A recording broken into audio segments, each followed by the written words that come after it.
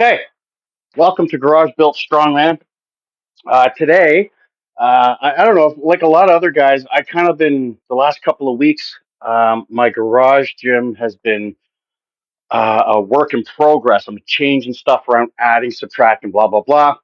So what I did is I got on YouTube looking for ideas about storage and equipment and what other strongman guys are doing, down at my level. And I'll be honest with you, I really haven't found too many.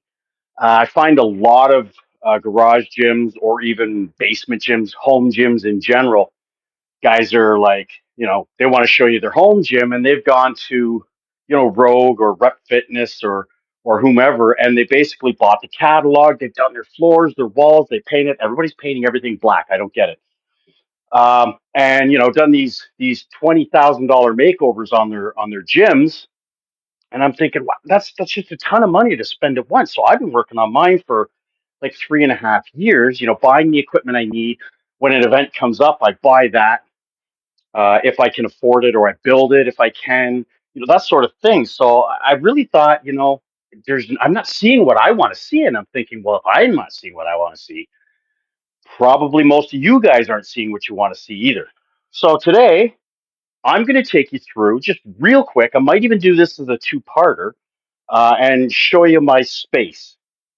And I'm going to start with just right here, my deadlift platform. Actually, I'm not.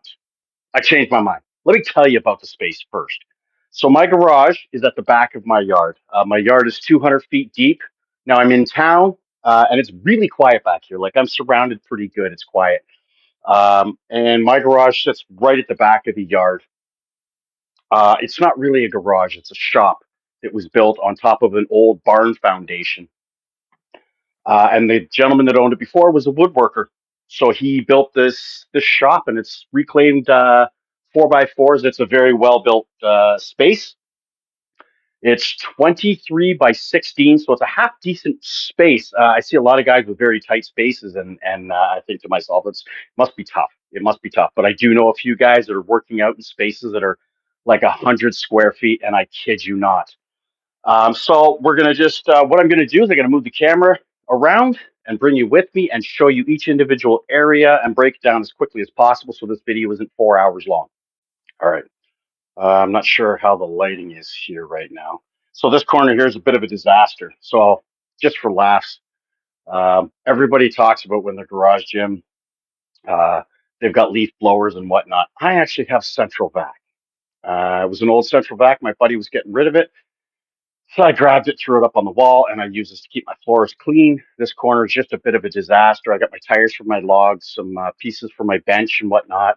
I got a cabinet full of garage stuff. It's not nothing to do with the gym there, but this corner's again a work in art or work in progress, and as is the whole garage. So moving over here, this is a new piece. This is my cable machine that I picked up just recently and put together. It's an M staff cable machine. Just it was something I wanted. This is plate loaded. A lot of guys want to say, "Oh, you got to get the one with the stack." Well, you know what the problem is? For $1,000 versus the plates that I already have, this made far more sense. And price point and everything like that, couldn't argue with it. It was on sale, and it does everything I need it to do. There's a few extra little bits and pieces and parts that I want to do, but I'm going to leave that for a later video because I've got some DIY stuff that I want to work on. I've got my wife wanted the TRX, and I picked that up for her. Now it just hangs up there, but we're gonna change that around just a bit with a proper mount and everything. But it works great. So I got my 100-pound plates. Strongman, got to have a rope to pull, and you just you got to figure out the best storage. It used to lay on the floor. I hated it. Tripped over it all the time.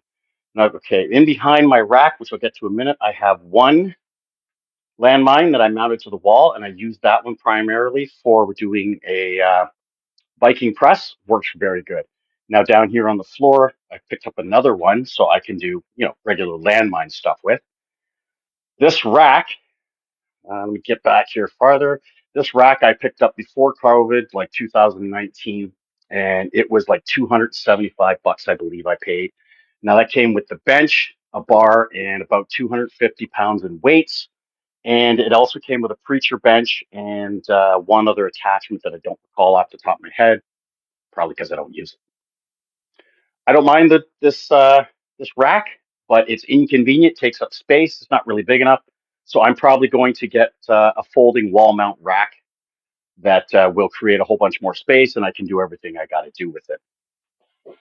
Moving along, I got I got a mirror mounted on the wall. There's my circus dumbbell, my rack of dumbbells. The bottom ones are the ones if you want to get your tetanus shot, you should probably do that before you use these ones. But I don't care because they weigh what they weigh and they do what I need a dumbbell to do. I don't need fancy ones. I don't need any of that crap.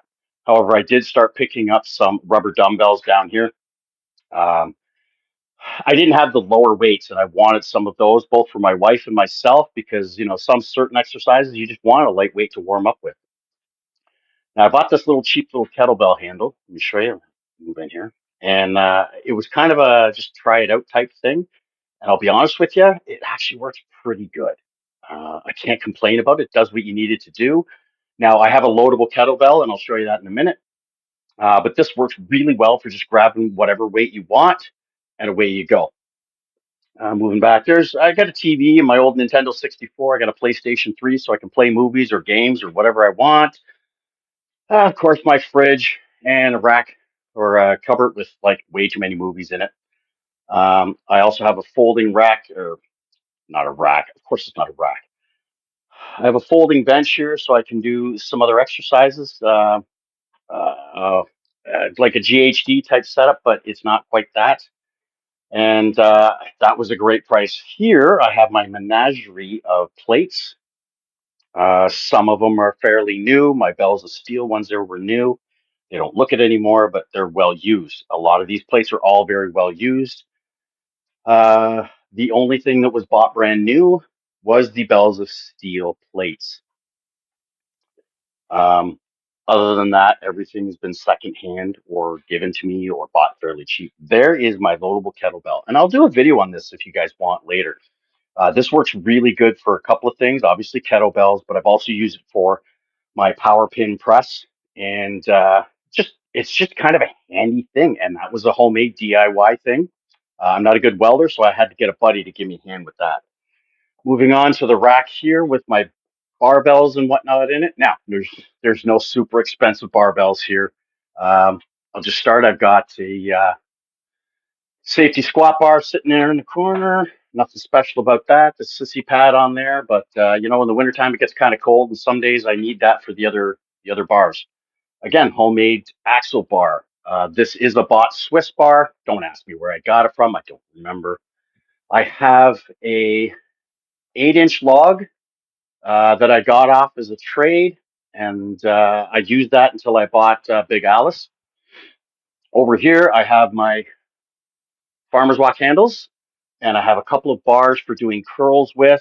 I have my my safeties for the yoke so that I can use the yoke outdoors to press in and whatnot. But when I buy the new rack, they will also fit in that rack because I'm probably going to buy the bells of steel rack. This is just a cabinet that I have. It got moved. My stove, I had a wood burning stove that was here, and I got rid of it because it just take too much time to heat up my garage with the wood burning stove. So things got moved around. This is where that cabinet got put, and eventually I'm going to build a new bench there with better storage than what I have, and it will actually just make a big difference and increase the amount of floor space that I have, which is really what I'm chasing for this winter, so that I can do a little bit more inside. Of course, all my knee and elbow sleeves, my shorts, and so just a chair that my kid, one of his friends was throwing it out, and he brought it here and got put up, and here it sits. It catches everything. I got a couple of my belts on here, my underbelt, and I mean, you gotta look down here. If you don't have a pillow with Leo DiCaprio on it, I mean, what are you doing with your life? Honestly, you can't not have it. It's my toolbox, and stuck over there in the corner is my stereo system and that. And moving along, this is the old bench that will be removed at some point. I've got a whiteboard on the wall, and just it's kind of a train wreck on this bench, but it holds everything. Yes, that is a buffer, and yes, I use that instead of a gun because, well, those massage guns are great, but that buffer was free. What else? I mean, it works really good. If you've never tried a buffer as a massage gun type idea, it's hilariously well run. Like I said, it's just got everything here. I got all my clips and some smelling salts, and I keep my pre workout, and I've got some powders and crystals that are for hydration and whatever you need it for. And I've got, like my athletic tape. I've got some books, and hiding over here in the corner, if you can see it. Yeah, yeah, that's right. That's the Schwarzenegger's Encyclopedia of Modern Bodybuilding. Again, if you own a gym and you haven't had one of these, I don't know what you're doing with your life.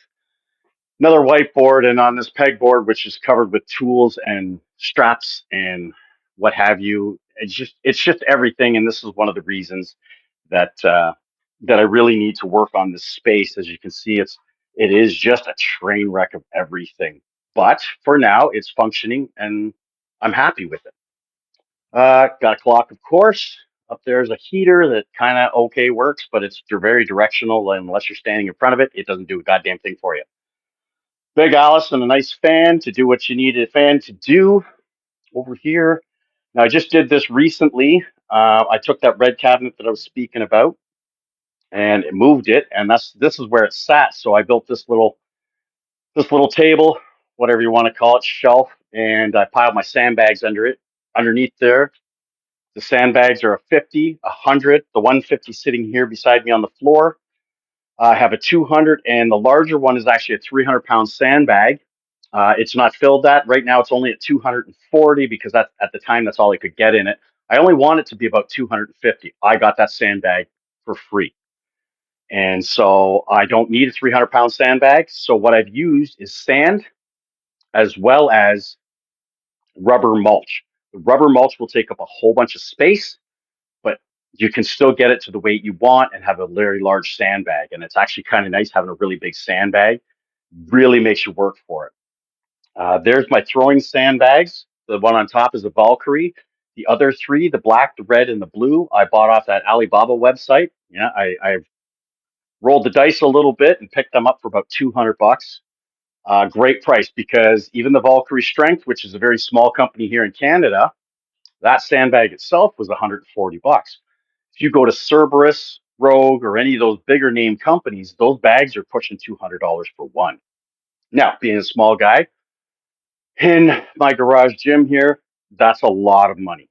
That's a lot of money to buy for sandbags. So this cupboard here, I used to really be big into NASCAR. I loved watching Jimmy Johnson race. He was my favorite driver. I am not going to tell you what's in there, but trust me, it is just everything else. But eventually, I'm going to build some better doors than that to make it look a little nicer. Moving along, I just here's some bands in that. I need a couple of more, but I'm good. It works out. I get my bands. I got everything I need. I do have some rubber bumper plates. Picked these up dirt cheap. They were $1 a pound, and if you know bumper plates, $1 a pound is dirt cheap. The reason they were cheap because they're blemish. They're not perfect. I'm not running a professional gym here, but these did exactly what I needed them to do, and it allowed me to drop a little if I needed to or whatever. This is my deadlift platform that I built out of scraps of wood that I had laying around, and you guys, if you've watched my videos, you've seen me use them so much. I had to mess around because I had to do a raised deadlift there the other day. So I just threw all my stall mats on top and away we go. That's just a standard bar. There's nothing special about it. And it's not a high end bar or anything like that, but it functions and it does exactly what I need it to do. I don't have, $3,000 in bars floating around my garage because that's just a lot of money. And then it's again just a standard trap bar, nothing special about it. It was the right priced one for the time, and another set of 100-pound £100 plates on it. And there's the other set of 100-pound plates. A little step that I just kind of made to do. I forget what I made that for, but I've used it for different things. I have a plastic stepper that my wife uses, but what I was doing is step ups with a barbell on my back with like 250 pounds. The plastic stepper will not take that kind of abuse. So, guys, that's the basic layout of my gym. And like I said, there's nothing special. There's nothing exciting. This isn't no Gucci gym floating around here. Just some standard LED lighting. I got a ceiling fan in here. And this is basically, where I do my training at. There's not much left that I don't have. So we're going to go next. We're going to run outdoors, and I'm going to show you the few things that I have left out there and the other messes that I have. All right, all right. All right, that's my keg. That is one of two kegs that I have. This one is loaded to 230 pounds. It spends its life outdoors because it's too heavy and miserable to move around unless you're working with it. Just gonna float through the garage here. Now we're getting into the mess. So here's two of my Atlas stones, actually several of my Atlas stones. One stone is 225 pounds. That is this stone right here. This stone here is 210. And that stone up there is 211. Now, I had all these stones back here given to me. My buddy called me up and said to me, "Hey, do you need some Atlas stones?" And I was like, "Well, I don't know. It depends on the price." He said, "Well, they're free." I'm like, free? I'm in. So he gave me the address and what had to happen. And I went and picked them up. And as you can see, they're kind of useless, a bunch of them. The sizes are too small for me, and they're very rough, extremely rough. Like you would shred your arms. I still have scars from the first time I used the Atlas stones. You know, whoever made them probably didn't know a lot about making stones. I don't either, but I know that there's lots of guys that make them that are far smoother than that. So, my buddy Buck Nye, he come over here and he picked out this one. That one right there. Obviously, somebody just screwed right up, but he fell in love with that stone from the second he saw it. I believe he said he called it Ugly Betty. So maybe this weekend I'll dig it out, and I got to weigh a couple because he wants a couple more. He's going to get one for his wife, and maybe an extra. The lighter ones you could use it for other things too. You could do like a one-handed press with a stone, which would actually be pretty tough because the balancing of a stone in the palm of your hand. And I think I just found something I want to try. So anyway, over here I have one more keg. I haven't filled that one. I'm thinking about filling it up to maybe about 150 or 175 pounds, and and then I can use. Then I'll have two kegs. I'll have a warm up keg and then one with a bit heavier weight. Just some ramps in that, and the rest of my disaster. Don't look in there. This area I've been cleaning and working on, trying to get everything tidied up. Everybody has a disaster that they need to work on. All right, so here's my bells of steel yoke and the little sled that I just picked up just recently. It doesn't slide very well in the grass, so I'm going to add some plastic on the bottom and hopefully it'll slide better. Worst case scenario, it doesn't work, and I probably just turn around and sell it for what I paid, which was like $100. So my bells of steel yoke spends the life outside. It's 2 years old. Looks like it's probably older, but you know what? It's bells of steel and they're tough as hell. And probably one of the last things here is just my tire. This tire is 310 pounds. I love flipping tires. It's great exercise, and I have a lot of fun doing that. So that's basically it. Hold on one second. We'll rearrange things. There's one more look. Okay, so I have one more thing outside that I didn't show you because it's piled, and that was the hoop that I made up to put in my yoke so that I can throw sandbags. It just drops in. Got some markings on the yoke. And I put the pins in, set it all up, and I can throw my sandbags. It's 15 or 16 feet. Anyway, it was just buried. Didn't want to get into it. Last one, my assault bike. Picked this up on Facebook Marketplace for about $400. I was days away from buying a new one, and this popped up. Couldn't turn it down. Like $400, I think I said. Um, it's an assault bike. I prefer it for warm ups and everything else. And I've been using it a little bit more recently because I backed off of it, but I'm definitely finding it. I forgot how much help it really was. So that's my garage gym.